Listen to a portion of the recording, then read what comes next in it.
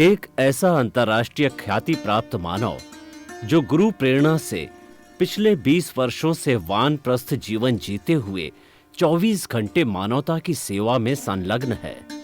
एक ऐसा मानव जो अभी राष्ट्रीय, अंतर्राष्ट्रीय टीवी चैनलों पर 7,500 एपिसोड के माध्यम से सनातन सत्य, आत्मविज्ञान एवं पुनरुत्थान, व्यवहार एवं निश्चय जगत के जीवनोपयोगी विषयों पर हृदय स्पर्शी प्रवचन कर चुका है।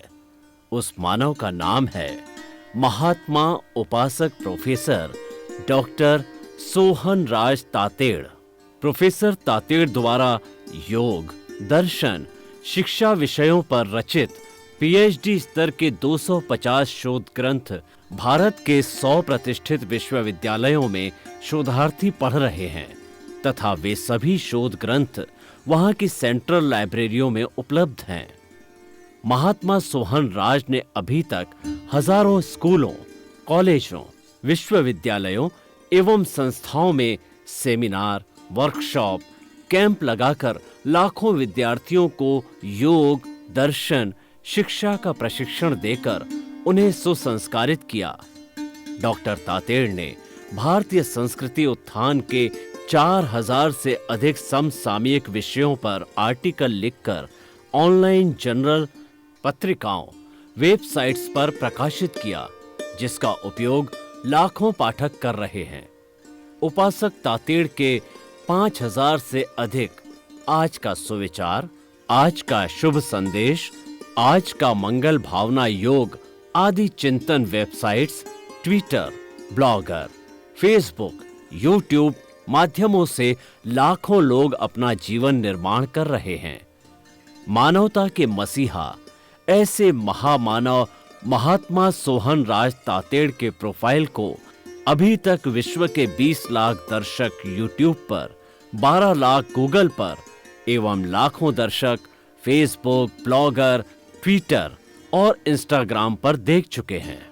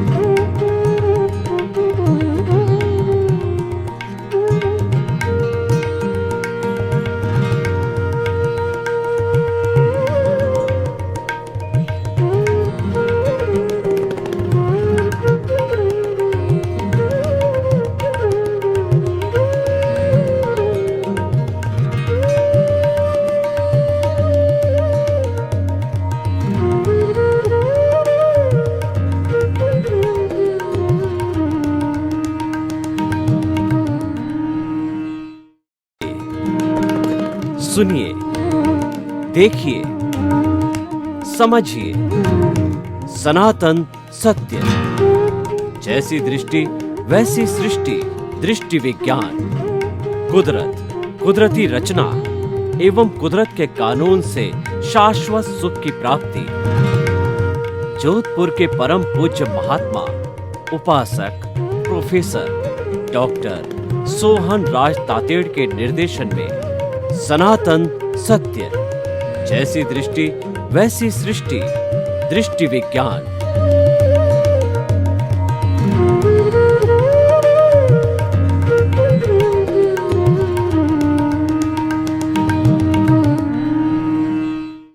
भाई और बहनों, मातृशक्ति को नमन। स्टूडियो में आपका हार्दिक स्वागत, अभिनंदन, सत्कार है। आत्मविज्ञान, साइंस ऑफ द सोल कार्यक्रम के केंद्र में आत्मा है और आत्मा हमारा अस्तित्व है। आत्मा है तो हम हैं और हमारे भीतर से आत्मा चली गई तो राम नाम सत्य है।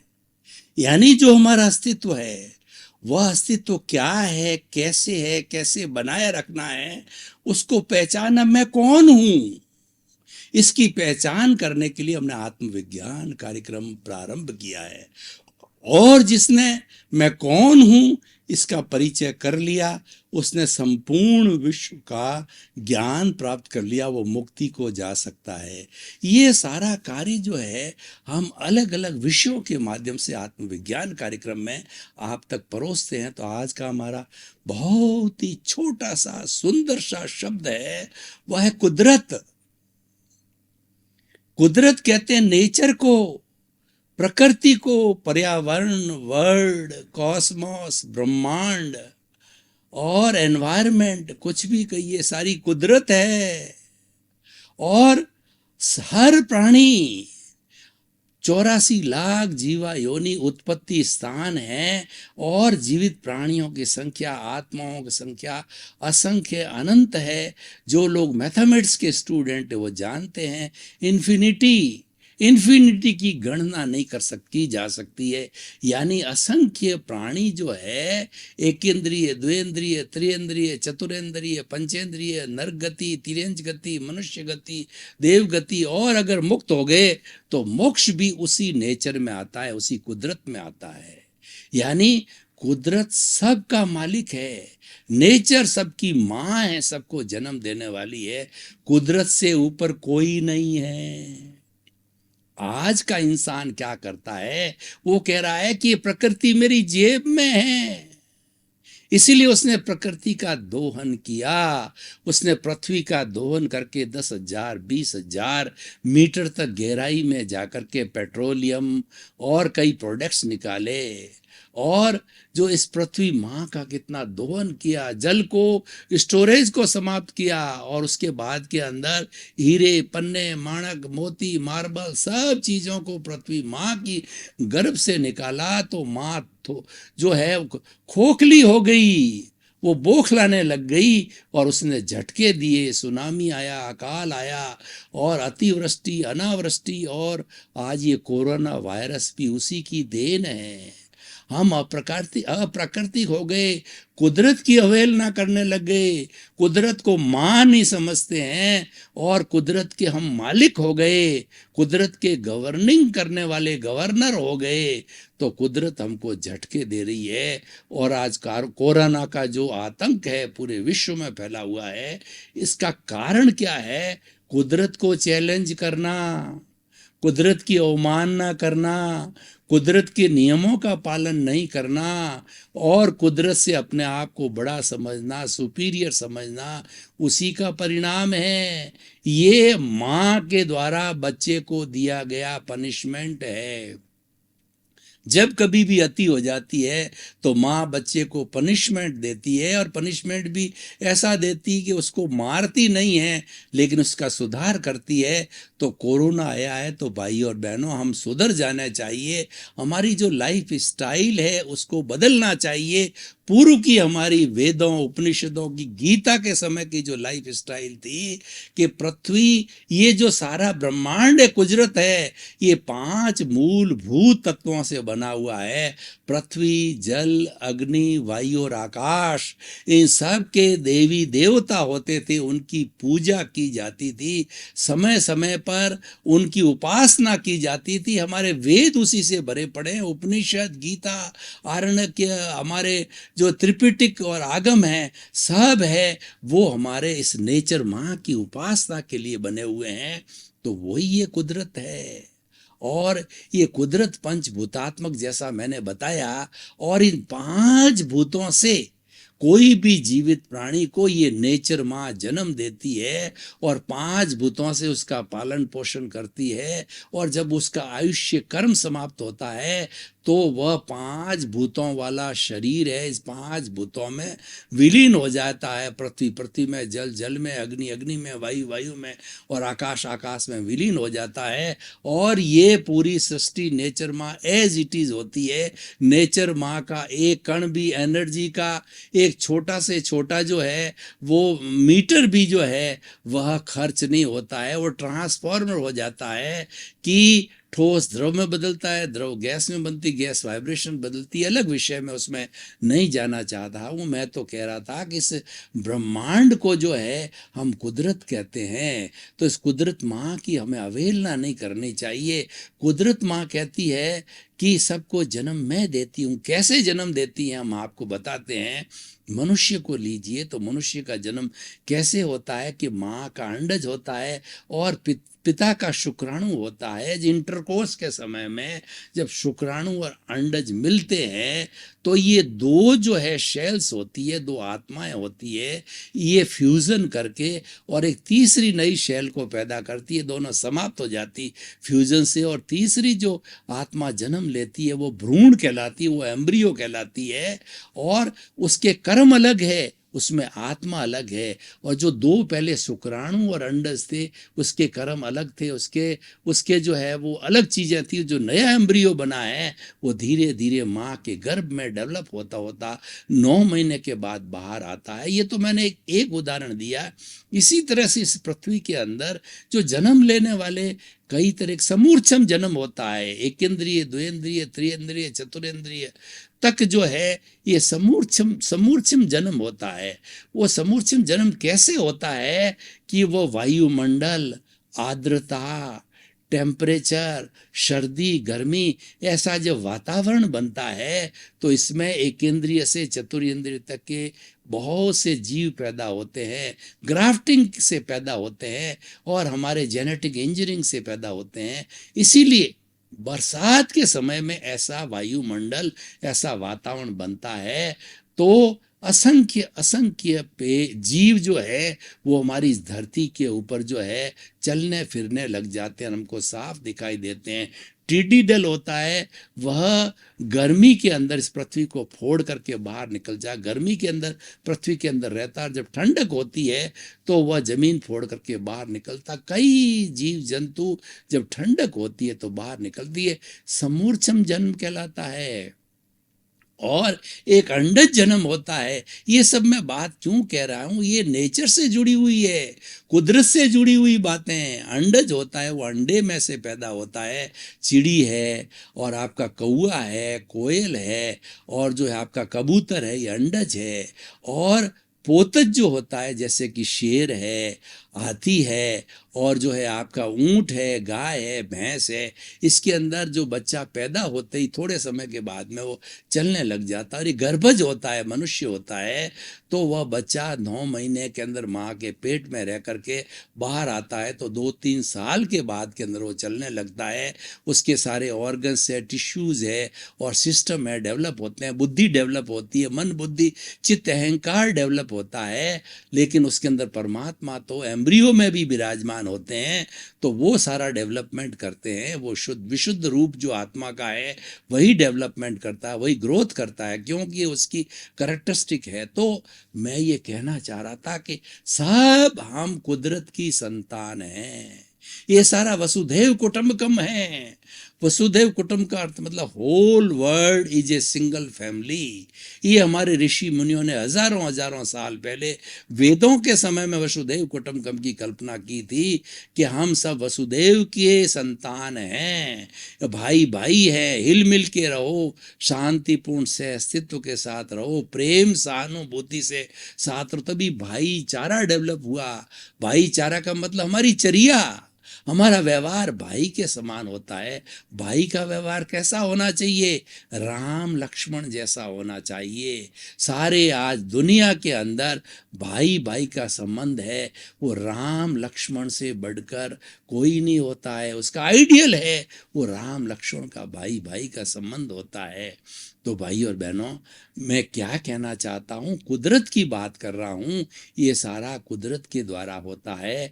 और कुदरत क्या कहती है कि मैंने आप समस्त जो है 84 लाख जीवा योनि के उत्पत्ति स्थान के असंख्य प्राणियों को जन्म दिया है। और जन्म क्यों दिया है, क्योंकि राजस्थानी में एक कहावत है कि जो चोंच देगा वो चुग्गा भी देगा। माँ कहती है मैंने तेरे को चोंच दी है, मैंने तेरे को जन्म दिया है। तो कोई भी माँ जब बच्चे को जन्म देती है तो ये जिम्मेवारी लेती है कि जब तक वह पैरों पर खड़ा नहीं होगा। जब तक वह जो है अपना आप होश नहीं संभाल लेगा, तब तक मैं उसकी परिचर्या करें। इसीलिए हमारे ग्रस्त जीवन के अंदर माता पिता का दायित्व होता है बच्चे को पाल पोस कर निष्काम कर्म की भाषा से बड़ा करके उसको गृहस्थ के अंदर ब्याह शादी करके उसको व्यापार नौकरी करा के जब वो संपूर्ण रूप से पैरों पर खड़ा हो जाता है, तब माता पिता उऋण हो जाते हैं, उनकी जिम्मेवारी समाप्त हो जाती है। उससे पूर्व तो ये नैतिकता की जिम्मेवारी है। ठीक उसी तरीके से ये कुदरत की जिम्मेवारी है और कुदरत जिम्मेवारी लेती है। कुदरत तो ये कहती है कि मेरे पास में संपूर्ण भरपूर प्राणी के लिए रोटी कपड़ा मकान शिक्षा चिकित्सा की मूलभूत सुविधा मेरे पास उपलब्ध है। All the needs which are required by a person is there is a plenty of these all things are with me. I am ready to give to you। वो 5 भूतों के रूप में देती है, पृथ्वी जल अग्नि वायु और आकाश, और इससे कन्वर्ट होकर के हमारा भोजन है, हमारे जितने भी सुविधाजनक चीजें इन 5 भूतों के समुच्चय से ही आती है। ये अलग विषय है, मैं उसमें नहीं जाना चाहता। तो हमारी माँ क्या कहती है वो समझना है। माँ ने एक सिद्धांत दिया नीड और ग्रीड का। उसने बेसिक तौर पे, अगर अभी तो क्या है 1 या 2 संतान होती है, पुराने जमाने में 1-1 डजन संतान होती थी। तो उस समय में क्या था कि माता पिता पढ़े लिखे भी ज़्यादा नहीं होते थे और उस वक्त इनकम के सोर्स भी लिमिटेड होते थे। तो बेसिक उनकी जो रिक्वायरमेंट्स होती थी वो फुलफिल करते थे, इसलिए बच्चे बड़े योग्य होते थे, बिगड़ते नहीं थे। आज संतान 1 या 2 होती है तो और माता पिता के इनकम भी बहुत ज़्यादा है, तो वो उसको 50,000 का मोबाइल दे देते हैं, 10 लाख की कार दे देते हैं, उनको अच्छा बंगला दे देते हैं, उनको घूमने फिरने खाने पीने की छूट दे दी जाती है। तो वो बच्चे बिगड़ गए। फिर कहते हैं इनमें संस्कार नहीं आते। संस्कार में आने के लिए नीड पर जाना पड़ेगा। हमने आजकल क्या है ग्रीड पर चले गए। भगवान कृष्ण ने, भगवान महावीर ने क्या कहा कि नीड के लिए आप स्वतंत्र हो, जायज हो, उन्होंने अणुव्रत दिया और ग्रीड को वर्जित किया गया। ग्रीड लालसा है, ग्रीड तृष्णा है, ग्रीड लोभ है और वही डुबाने वाला है। जो हमारा राग द्वेष का मूल शत्रु है वह लोभ है, वो ग्रीड है। जो महात्मा गांधी ने क्या कहा कि ये मूलभूत आवश्यकताओं की पूर्ति के लिए आप कोई भी अतिरिक्त कार्य करते हो, ग्रीड है। ग्रीड कैसे? आपको 1 मकान की आवश्यकता, आपने 10 मकान खड़े कर लिए, और आपको खाने में 5 आइटम चाहिए, आपने 50 आइटम बना दिए। आपको कपड़े 1 साल में 5-10 ड्रेस चाहिए, आपने 100 ड्रेस सिलवा दी। और रोटी कपड़ा मकान शिक्षा जो है, आपको मूलभूत शिक्षा जितनी चाहिए उतनी है। तो इस तरीके से आज व्यक्ति अवहेलना कर रहा है। और माँ क्या कहती है, कुदरत क्या कहती है कि सब की जिम्मेवारी मेरी है, लेकिन मानव इतना ग्रीडी हो गया है कि आदमी की जो है आकांक्षाएं, तृष्णा, लालसाएं आकाश के समान अनंत है।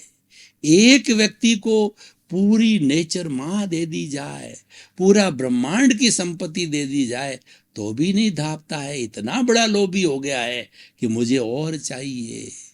तो वह पॉसिबल नहीं है, वो सारा ग्रीड कहलाता है और वह नेचर नहीं कर सकती, क्योंकि वो कह रही मेरे तो सबका भरण पोषण करना है, मुझे किसी के साथ भेदभाव नहीं रखना है, ये मैं विषमता असमानता नहीं कर सकती। ऐसे लोभी व्यक्ति होते हैं वो लोग जो उनका जीवन बहुत छोटा होता है और वो जीवन का दुरुपयोग करते हैं, वो कर्मों का बंधन करते हैं और माँ की अवहेलना के कारण वो नरक और तिर्यंच गति के अंदर जाते हैं।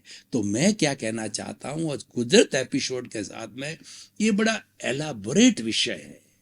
हमें पुराने वेदों के समय के अंदर इनकी उपासना की जाती थी, इनकी पूजा की जाती थी, इनको नतमस्तक हुआ जाता था, क्योंकि वो हमारे हितैषी है। मैं पेड़ पौधों की बात करूं तो हमारे पेड़ पौधे हमको ऑक्सीजन देते हैं, और पीपल का एक ऐसा पेड़ है जो 24 घंटे ऑक्सीजन छोड़ता है। सारे पेड़ ऑक्सीजन छोड़ते हैं, कुछ दिन में छोड़ते हैं, रात में नहीं छोड़ते हैं, लेकिन जो पीपल है 24 आवर्स ऑक्सीजन देता है। और ये सिंथेसिस के माध्यम से सारे पेड़ पौधे हमारी दूषित कार्बन डाइऑक्साइड जो हम नाक से छोड़ते हैं, फैक्ट्रियों से आती है, और अलग अलग जगहों से जितने भी कार्बन डाइऑक्साइड कॉस्मॉस में है, वो अपना भोजन बनाते हैं पेड़ पौधे। इसीलिए कहा गया है कि वनों को काटना नहीं चाहिए और पेड़ लगाओ। आज विज्ञान ने इतनी तरक्की कर ली है, उसने इतने बड़े बड़े आविष्कार कर दिए, अणु बम, एटम बम के आविष्कार कर दिए हैं, और इतनी जो इंटरनेट की व्यवस्था कर दी है, लेकिन वो ऑक्सीजन नहीं बना पाया और बना भी नहीं पाएगा। विज्ञान तो केवल बॉटलिंग करता है, वो भरी हुई ऑक्सीजन हमारे हॉस्पिटल के अंदर प्राण वायु के रूप में मरते हुए व्यक्ति के काम आती है, लेकिन जो है वह उसका ओरिजिन है हमारे पेड़ पौधे हैं। तो हमारे कितने हितैषी हैं, क्या हम उनके कृतज्ञ, हमें कृतज्ञ नहीं होना चाहिए? हमें पेड़ पौधे को काटना चाहिए? अरे हम अपने पैरों कुल्हाड़ी मारे हैं, वो तो हमको प्राण वायु देता है, और हम उसको जो है काटते हैं। पानी को देखिए, पानी से 60% पानी हमारे शरीर के अंदर है।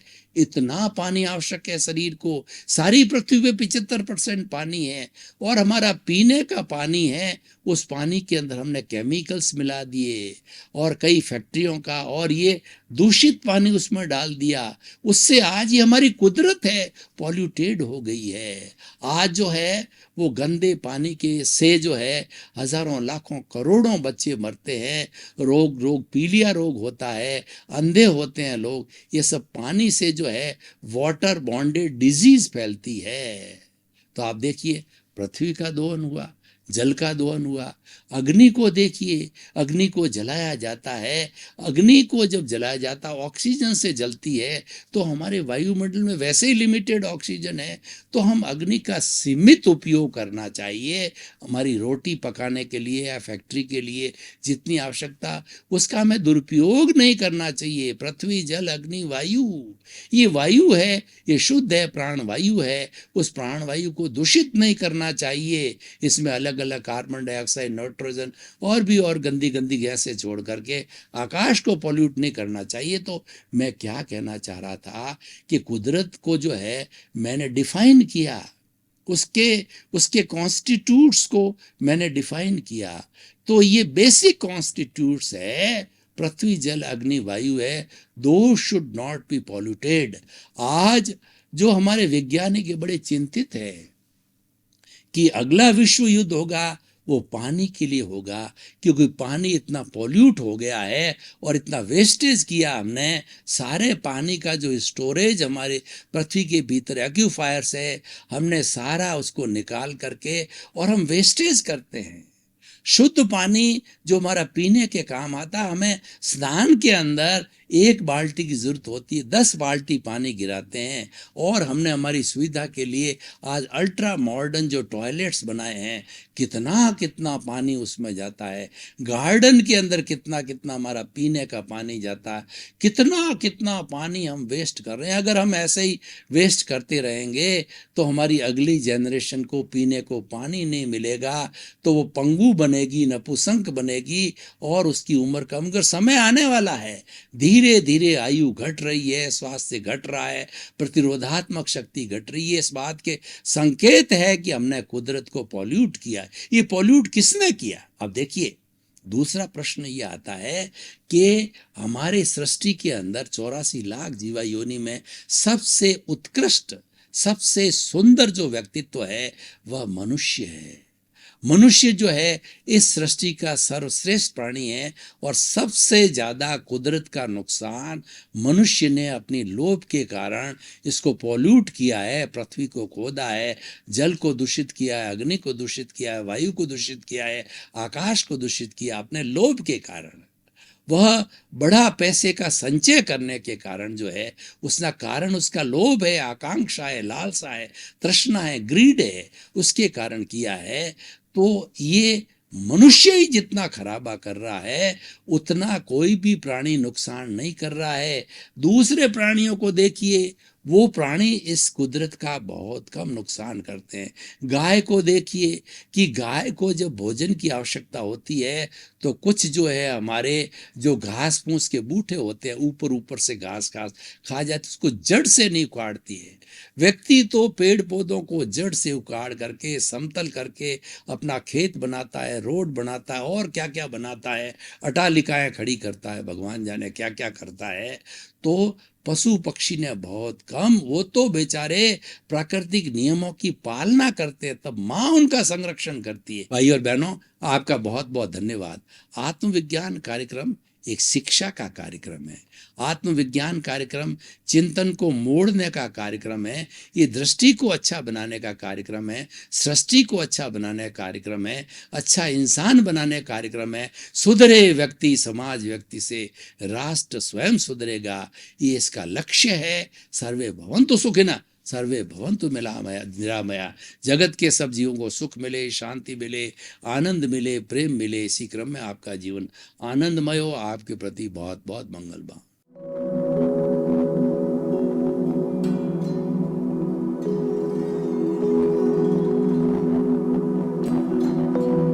एक ऐसा अंतर्राष्ट्रीय ख्याति प्राप्त मानव जो गुरु प्रेरणा से पिछले 20 वर्षों से वानप्रस्थ जीवन जीते हुए 24 घंटे मानवता की सेवा में संलग्न है। एक ऐसा मानव जो अभी राष्ट्रीय, अंतर्राष्ट्रीय टीवी चैनलों पर 7,500 एपिसोड के माध्यम से सनातन सत्य, आत्मविज्ञान एवं पुनरुत्थान व्यवहार एवं निश्चय जगत के जीवनोपयोगी विषयों पर हृदय स्पर्शी प्रवचन कर चुका है। उस मानव का नाम है महात्मा उपासक प्रोफेसर डॉक्टर सोहन राज तातेड़। प्रोफेसर तातेड़ द्वारा योग, दर्शन, शिक्षा विषयों पर रचित पीएचडी स्तर के 250 शोध ग्रंथ भारत के 100 प्रतिष्ठित विश्वविद्यालयों में शोधार्थी पढ़ रहे हैं तथा वे सभी शोध ग्रंथ वहां की सेंट्रल लाइब्रेरियों में उपलब्ध हैं। महात्मा सोहन राज ने अभी तक हजारों स्कूलों, कॉलेजों, विश्वविद्यालयों एवं संस्थाओं में सेमिनार, वर्कशॉप, कैंप लगाकर लाखों विद्यार्थियों को योग, दर्शन, शिक्षा का प्रशिक्षण देकर उन्हें सुसंस्कारित किया। डॉक्टर तातेड़ ने भारतीय संस्कृति उत्थान के 4000 से अधिक समसामयिक विषयों पर आर्टिकल लिखकर ऑनलाइन जर्नल, पत्रिकाओं, वेबसाइट्स पर प्रकाशित किया, जिसका उपयोग लाखों पाठक कर रहे हैं। उपासक तातेड़ के 5000 से अधिक आज का सुविचार, आज का शुभ संदेश, आज का मंगल भावना योग आदि चिंतन websites, Twitter, blogger, Facebook, YouTube माध्यमों से लाखों लोग अपना जीवन निर्माण कर रहे हैं। मानवता के मसीहा ऐसे महामानव महात्मा सोहन राज तातेड़ के प्रोफाइल को अभी तक विश्व के 20 लाख दर्शक यूट्यूब पर, 12 लाख गूगल पर एवं लाखों दर्शक फेसबुक, ब्लॉगर, ट्विटर और इंस्टाग्राम पर देख चुके हैं।